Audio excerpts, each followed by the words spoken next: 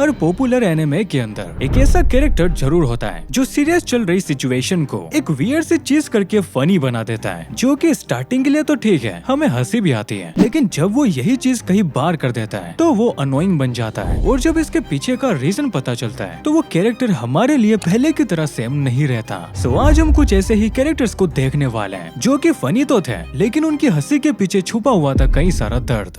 ऐसा ही एक सबसे फनी एनिमे का मेन कैरेक्टर है गिंतोकी साकामोतो, जो कि मेनली फेमस है अपनी अब्सर्ड कॉमेडी के लिए, जिसे वो अपने दो दोस्तों के साथ मिलकर करता है। हाँ, यहाँ गिन कुछ भी जानबूझकर नहीं करता है, बस उससे हो जाता है। जैसे कि एक एपिसोड में पुलिस गिन और उसके दोस्तों को पकड़ लेती है, वो भी बिना किसी गलती के, तो गिन उनके स्टेशन के बाहर कुछ ऐसा कर देता है क्योंकि उसे पता है अगर एक ईमानदार आदमी गुस्सा हो जाए तो वो उन्हें मार सकता है। बिल्कुल सही कहा तुमने, इसी बात पर थोड़ा हल्का हो जाता हूँ। छी, मुझे तो घिन आ रही है। ये तो बस एक ही सीन है जिसमें गिन वियर्ड चीजें कर रहा है, जबकि इस एनिमे के 300 से ज्यादा एपिसोड्स हैं। अब तुम खुद ही सोच लो उनमें गिन ने किस तरीके की कॉमेडी की होगी। इसलिए इंटरनेट पर आज तक जिसने भी गिनतामा देखा है उनके फेवरेट कैरेक्टर्स में गिनतोकी भी होता है, सिर्फ उसके फनी हरकतों की वजह से नहीं, उसके ट्रेजिक पास्ट की वजह से भी। गिन को हम फर्स्ट टाइम एक बैटल फील्ड में देखते हैं जब वो एक छोटा बच्चा था जिसके पेरेंट्स कहाँ गए किसी को नहीं पता। क्या उन्होंने गिनतोकी को छोड़ा था या फिर वो लड़ाई में मर गए, लेकिन फिर भी गिन खुद से सर्वाइव करने का ट्राई करता है, वो भी लाशों के पास एक खाना ढूंढकर, जिसकी वजह से लोग उसे क्रॉप सिटिंग डीमन तक कहने लगे। देन गिनतोकी के पास आता है योशिदा नाम का एक आदमी जो उसे अपने साथ ले जाकर तलवार चलाना सिखाता है, जहाँ गिन के कई सारे दोस्त भी बनते हैं। लेकिन इसी के बाद गिन के सामने एक सिचुएशन आती है जहाँ उसे अपने मास्टर और दोस्तों में से किसी एक को चूज करना होता है और दूसरे की अपनी हाथों से जान लेनी होती है। तब गिन अपने दोस्तों को चुनता है, क्योंकि गिन ने अपने मास्टर से वादा किया होता है कि वो अपने दोस्तों को कुछ भी नहीं होने देगा, इसलिए वो अपने मास्टर की जान ले लेता है। जिसके बाद गिन कभी भी एक रियल कटाना नहीं पकड़ता है, बस वो एक वुडन कटाना के साथ घूमता रहता है और फनी हरकतें करता है ताकि उसे अपना पास्ट याद ना आए। पर शायद ही तुमने कभी इस कैरेक्टर का एनिमे देखा होगा जो कि काफी ज्यादा फनी और इंटरेस्टिंग है, ओसामू दजाई, जो कि बोनगो स्ट्रे डॉग्स में एक इम्पोर्टेंट कैरेक्टर है। यहाँ वो अपनी टीम के साथ मिलकर कई सारे क्राइम्स को सोल्व करता है, क्योंकि वो स्टोरी में एक जीनियस डिटेक्टिव होता है, जिससे एनिमे में कई सारे क्रिमिनल्स डरते हैं। ओसामू जितना ज्यादा अपने दोस्तों के साथ हंसी मजाक करता है, उतना ही ज्यादा वो काम के टाइम सीरियस भी हो जाता है। वो क्रिमिनल्स को किसी भी हद तक टॉर्चर करने के लिए तैयार रहता है, बस ये देखने के लिए कि आखिर वो मौत से कितना ज्यादा डरते हैं। क्योंकि चाहे हमें अभी ओसामू काफी फनी लगता हो, लेकिन उसका पास्ट बिल्कुल भी ऐसा नहीं था। जब सिर्फ ओसामू 14 इयर्स का था, वो कई बार खुद की जान लेने की कोशिश कर चुका था। उसे काफी अर्ली एज में ही ये समझ में आ गया था लाइफ का असल में कोई मीनिंग ही नहीं है। हम जो ये रोज सब कुछ करते हैं वो बस हम खुद को डिस्ट्रैक्ट करने की कोशिश कर रहे हैं, क्योंकि एक दिन हम सबको मरना ही है। तो फिर इस लाइफ का क्या मीनिंग है? मतलब कि दजाई के लिए ये दुनिया एक चेस बोर्ड है जहाँ कई सारे पीसेस हैं, लेकिन दजाई वो प्लेयर है जिसे ये गेम ही नहीं खेलना है। लेकिन इसी के बाद वो एक डॉक्टर से मिलता है जो दजाई को ट्रीट कर रहा होता है। वो उसकी ऐसी हालत देखकर अपने साथ अंडरग्राउंड माफिया बनने के लिए कहता है, जहाँ उसे मे भी जिंदा रहने का एक पर्पस मिल सकता है, जो कि दजाई को मिलता भी है। जब उसका सबसे अच्छा दोस्त जो भी उसी गैंग का मेंबर था वो एक मिशन में मारा जाता है, जहाँ मरते टाइम वो दजाई को एक लाइफ लेसन देता है कि अपने लिए नहीं दूसरों के लिए जियो, जिससे मैं तो एग्री करता हूँ और शायद तुम भी करते होंगे। और यहीं से दजाई एक डिटेक्टिव बनकर लोगों की हेल्प करता है। वेल, तुम्हें अब लग रहा होगा ये कैरेक्टर कुछ ज्यादा ही नम और डिप्रेसिंग है, क्योंकि जिस रियल लाइफ राइटर से ये इंस्पायर है उसने भी कई बार खुद की जान ली है, जहाँ वो हर बार बच जाता था और उसके पार्टनर मारी जाती, जिसके बारे में मैं तुम्हें इस वाली वीडियो में पहले ही बता चुका हूँ। चाहो तो तुम बाद में देख सकते हो। पर अगले कैरेक्टर को किसी ने बचपन में देखा है तो वो उसे अभी तक भूल नहीं पाया होगा, ब्रॉक। ये पोकेमोन का एक काफी ज्यादा फेमस कैरेक्टर है जो अपने ठड़कीपन के लिए भी जाना जाता है। स्टोरी में वो किसी भी लड़की को देखता है तो वो उसके पीछे पागलों की तरह पड़ जाता है। काश ब्रॉक जाने कि मैं उसके बारे में क्या सोचती हूँ।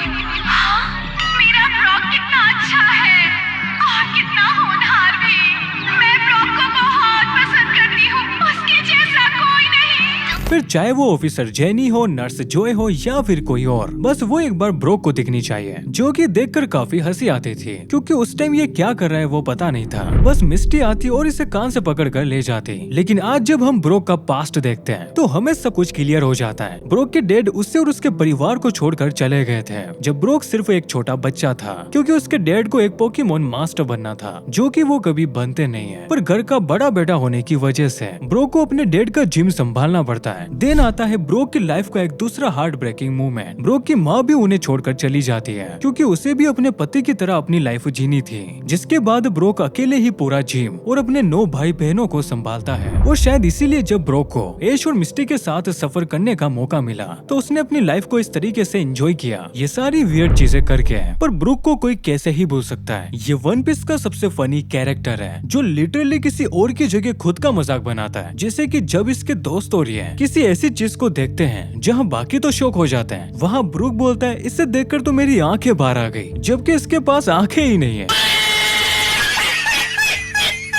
आई नो ये कुछ ज्यादा ही हो गया, पर ब्रूक के स्कल जोक सच में फनी होते हैं, चाहे तुमने कभी वन पीस देखा हो या नहीं। लेकिन एक बार तुम जरूर से ब्रूक की मीम पर तो हंसे ही होंगे। पर यहाँ पर सैड बात ये है, जो ब्रूक बनने की कोशिश करता है वो वैसा बिल्कुल भी नहीं है। उसने अपने फैमिली जैसे कई सारे दोस्त खोए हैं। ब्रूक फर्स्ट टाइम एक अननोन कंट्री का मिलिट्री ऑफिसर होता है, जिसके बाद वो एक पायरेट ग्रुप को ज्वाइन करता है ताकि वो पूरी दुनिया घूम सके।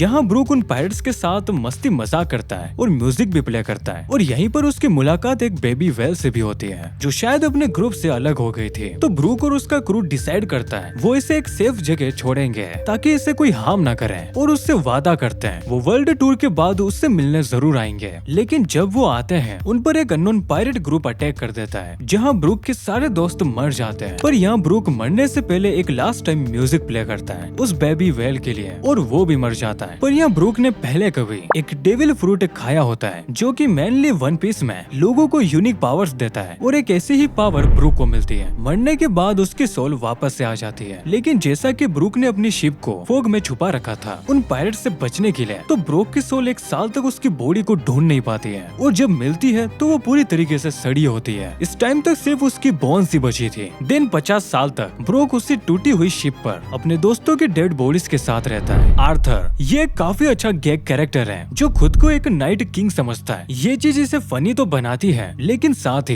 ये फायर फोर्स का एक पावरफुल कैरेक्टर बन जाता है जो किसी भी विलन से बिना डरे लड़ सकता है। पर फिर भी ज्यादातर टाइम आर्थर हमें कॉमेडी करते हुए ही दिखता है। ये मेरे बादशाह का हुक्म है कि राजकुमारी और दरबारियों की जान बचाओ, इसीलिए मैं तुम्हें आगे बढ़ने नहीं दे सकता। जहाँ से आए हो वहाँ वापस चले जाओ। तैयार हो जाओ सिल्वा।